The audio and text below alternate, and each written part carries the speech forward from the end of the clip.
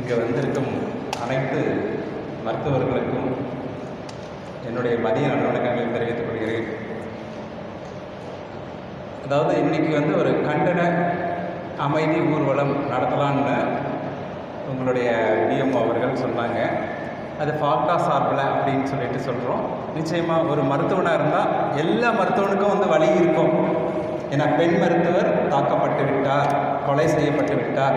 அதனால் எல்லாருக்கும் அந்த வலி வேதனை எல்லாமே இருக்கும். அதற்கான கண்டன குரலை நாம் அனைவரும் ஒட்டுமொத்தமாக பதிவு செய்வதற்காகத்தான் இந்த ஒரு நிகழ்வு நடத்தப்படுகிறது. நம்ம அதனால் 2 மணிக்கு என்ன பண்ணுறோம், இங்கேருந்து ஒரு ஊர்வலமாக அமைதி பேரணியோடு இங்கேருந்து புறப்பட்டு அங்கே இந்தியாவின் முதல் பெண் மருத்துவர் முத்துலட்சுமி அம்மாவுக்கு மரியாதை செலுத்திவிட்டு அந்த இடத்திலிருந்து கலைந்து செல்லவிருக்கிறோம். எதற்காக இந்த கண்டன குரல் கொடுக்க வேண்டும்?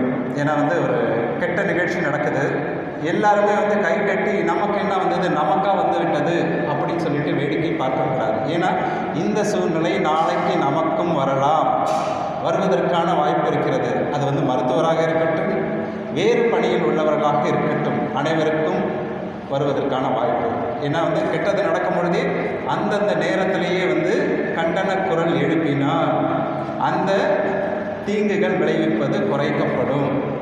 சரிங்களா? இப்போ நல்லவங்க இருக்கலாம், ஆனால் கெட்டது எதனால் பெருகுது அப்படின்னு சொல்லிட்டு என்எஸ் கிருஷ்ணன் கேள்விப்பட்டிருப்பீங்க. அவர் சொன்னார்னா,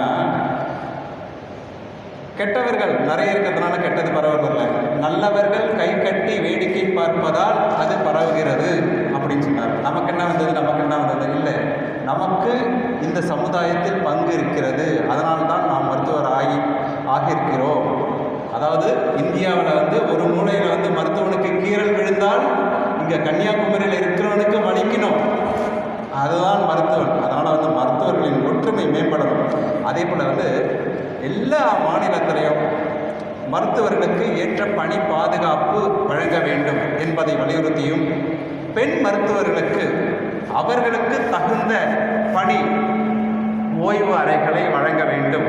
பெண் மருத்துவர்களுக்கு மட்டும் இல்லைங்க, ஒவ்வொரு துறையை சார்ந்த பெண்களும் வெளியில் சொல்ல முடியாமல் இந்த வேதனைகளை அனுபவித்துக் கொண்டிருக்கிறார்கள். அவர்களுக்கு சரியான கழிப்பிட வசதிகள் கிடையாது, சரியான ட்ரெஸ் சேஞ்ச் பண்ணக்கூடிய வசதிகள் இல்லை. அந்த மாதிரியான விஷயங்கள் இனிமேல் கொண்டு வர வேண்டும் என்ற நோக்கிலும் இந்த போராட்டம், அறப்போராட்டம் தொடர்கின்றது.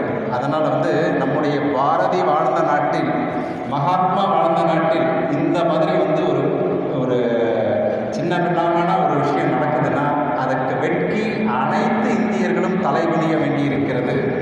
இது அவங்க செஞ்சுட்டாங்க, அவங்க தான் பொறுப்பு அப்படின்னு சொல்லிட்டு விடக்கூடாது. இதில் நிச்சயமாக ஒவ்வொருத்தருடைய பங்கு இருக்கிறது. இனி எந்த ஒரு பெண்ணும், எந்த துறையை சேர்ந்த பெண்ணும் பாதிக்காமல் இருப்பதற்கு நாம் நடவடிக்கை எடுப்பதற்கு இந்த கண்டன குரலை அனைவரும் ஒன்றிணைந்து பதிவு செய்வதற்காக இந்த ஒரு நிகழ்ச்சி. இந்த நிகழ்ச்சிக்கு ஏற்பாடு செய்து கொடுத்த ஃபாக்டா டீம் அவர்களுக்கும், இங்கு எங்களுக்கு இந்த அனுமதியை வழங்கிய